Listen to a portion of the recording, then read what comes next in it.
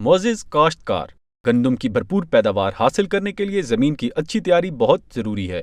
जानिए इस वीडियो में आपाश इलाकों में ज़मीन की तैयारी और तरीक़े काश्त के बारे में। पटड़ियों पर काश्त। गंदम को पटड़ियों पर काश्त करने का एक नया तरीका भी रवाज पा रहा है, जिसके लिए मार्केट में बेड प्लांटर मशीन भी मुयस्सर है। गंदम को पटड़ियों पर काश्त करने से आम तौर पर अच्छे नताइज बरामद होते हैं, जैसा कि 30 से 50% तक पानी की बचत होती है। पटड़ियों पर काश्त की गई गंदम में कमाद, सरसों वगैरह की मखलूत काश्त भी की जा सकती है। पैदावार में भी इजाफा हो जाता है। पानी और खादों के सही इस्तेमाल से पैदावार बढ़ जाती है। आंधी या बारिश से फसल नीचे नहीं गिरती, इससे बेहतर पैदावार हासिल होती है। गंदम की काश्त के बाद खेलियां बनाना।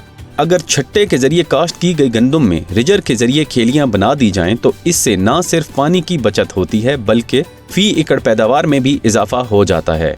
इस तरीके काश्त से तमाम आपाश इलाकों में मुस्बत नताइज हासिल हुए हैं। खसूसन चावल के इलाके और चिकनी ज़मीनों पर बहुत ज़्यादा फ़वाइद हासिल हुए हैं। ताहम रेतली ज़मीनों में ये तरीका ज़्यादा फ़ायदेमंद नहीं है।